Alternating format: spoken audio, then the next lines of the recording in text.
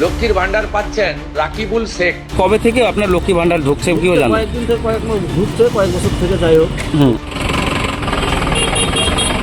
আমি এমনি আগে তখন আমার একটা রেস্টুরেন্টের ব্যবসা আছে, পার্টনারে আছি, 4-5 আছি। হ্যাঁ হ্যাঁ, দিয়ে তারপরে কবে থেকে আপনার লক্ষ্মী ভান্ডার ঢুকছে কিও জানেন? কয়েকদিন থেকে কয়েক মাস ঢুকছে, কয়েক বছর থেকে যাই হোক। দিয়ে তারপরে কিভাবে ঢুকছে আমি নিজেও জানতাম না। আমি বিডিও অফিসে গিয়েছিলাম, বিডিও অফিসে জানানোর পর কোনো রেসপন্স পাইনি। আমি বলতে কোনো রেসপন্স পাইনি। মানে অফ করার জন্য বলেছিলেন যে আমার? হ্যাঁ, অফ করার জন্য গিয়েছিলাম। আমি বললো 2 দিন পর এসে গিয়েছিলাম, কোনো পাত্তা পাইনি আমি। মানে আর কে পায় বাড়িতে লক্ষ্মী ভান্ডার? আর কেউ পাই না। আপনার স্ত্রী? আমার স্ত্রী তো পাবে স্বাভাবিক। এই যে আজকে মুখ্যমন্ত্রী যে আপনার নাম করলো, কি মনে ভাবছেন, কিভাবে হলো এটা ঘটনাটা? যেটা হবে সরকার নিয়ম অনুসারে সেটা করতে হবে। আর কি প্রায় কতদিন থেকে পাচ্ছেন মনে হচ্ছে, আপনার কতটা জানেন? 2 বছর থেকে এরকম হবে, 2 বছর 1.5 বছর। কীভাবে ঢুকেছে আমি নিজেও জানি না, কীভাবে ঢুকেছে আমি নিজেও জানি না। অ্যাপ্লাই কীভাবে হয়েছে অ্যাপ্লাই তাও জানি, আমি তো অ্যাপ্লাই করিনি। মানে যে অ্যাপ্লাই না করেও পাচ্ছেন, মানে এর জন্য কার কাছে গেছিলেন? এর জন্য দায়ী প্রশাসন, সরকার। আর কি সরকার দেখতে পাচ্ছে না যে একটা ছেলের অ্যাকাউন্টে কীভাবে টাকা ঢুকছে, সেটাও যাচাই করা দরকার ছিল। এখন এই লক্ষ্মীর ভান্ডারটা দুর্নীতি হয়েছে বলে আমার কাছে এখন সবাই। এই যে মুখ্যমন্ত্রী যে আজকে নাম করলো, কতটা খারাপ লাগছে বলে মনে হচ্ছে? বিশাল খারাপ, বিশাল।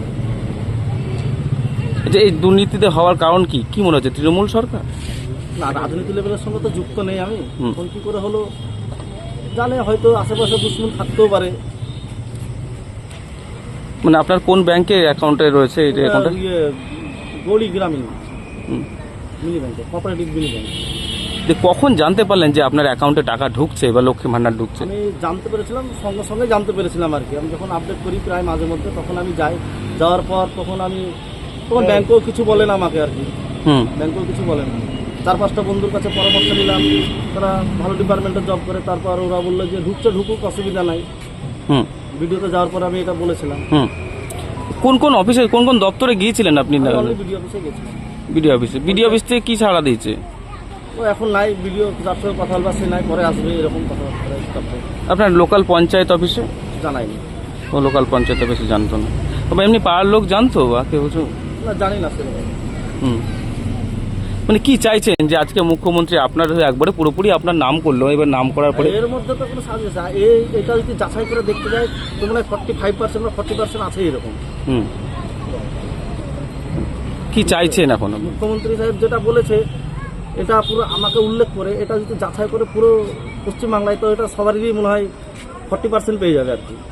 এরকম হতে পারে সম্ভাবনা।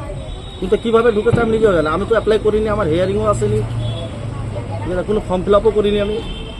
কথাটা শুনে এটা আমি আজকেও দেখলাম মাধ্যমে।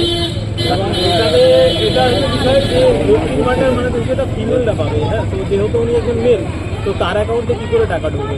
এবং এটা একবার দুবার নয়, মানে প্রায় 2 বছর ধরে শুনলাম আর কি। বিষয়টা আমি পুরোটা জানি না, কিন্তু যা শুনলাম।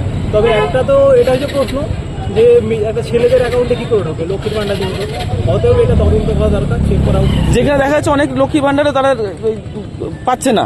হ্যাঁ, অবশ্যই অনেক মহিলা আছে যারা হয়তো যেটা পাওয়ার যোগ্য তারা পাচ্ছে না, কিন্তু যাদের অ্যাকচুয়ালি দরকার নেই। এবং সবথেকে বড় হচ্ছে উনি তো একজন পুরুষ, তার অ্যাকাউন্টে কি করে আসে? অতএব এটা অবশ্যই চেক করা উচিত এবং যাচাই করা উচিত। যারা পাওয়ার যোগ্য তাদেরকে দেওয়া উচিত। আরো ভালো খবর দেখতে সাবস্ক্রাইব করুন বাংলা হান্টের ইউটিউব চ্যানেল। বাংলা হান্টের আরো খবর দেখতে নজর রাখুন। বাংলা খবর মানেই বাংলা হান্ট।